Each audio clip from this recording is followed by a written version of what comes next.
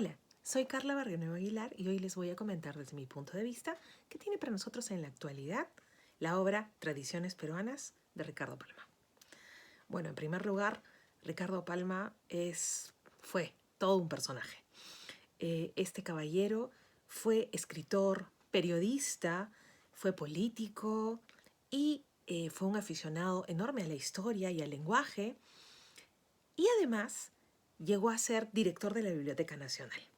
De hecho, justamente en la época en la que fue director de la Biblioteca Nacional, después de la Guerra del Pacífico, se ganó este sobrenombre del bibliotecario mendigo por la gestión que hizo para lograr que la Biblioteca Nacional, que había sido destruida durante la guerra, recuperara muchos de los libros. De hecho, eso fue una gestión con el presidente chileno, pero también eh, logró un montón de donaciones de distintos lugares. Pero pasemos a la obra misma.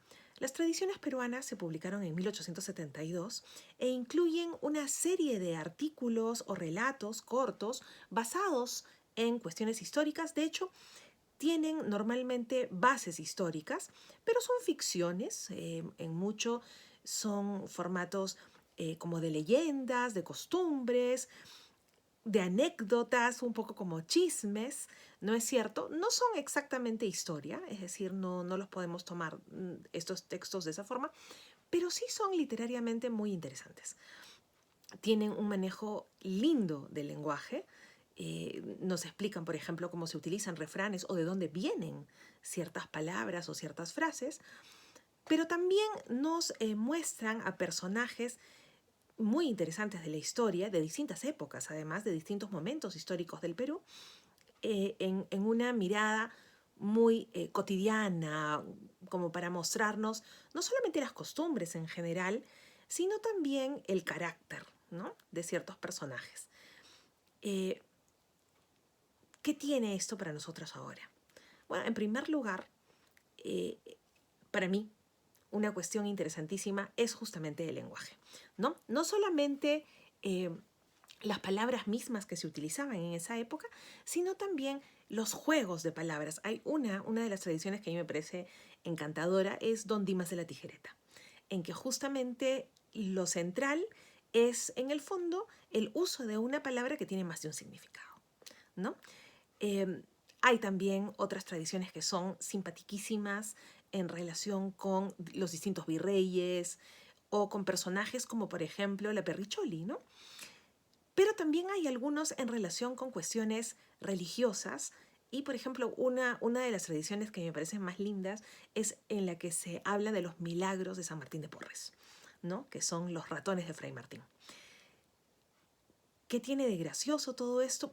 En primer lugar, es gracioso el manejo de las historias, la forma en la que narra nuestro narrador.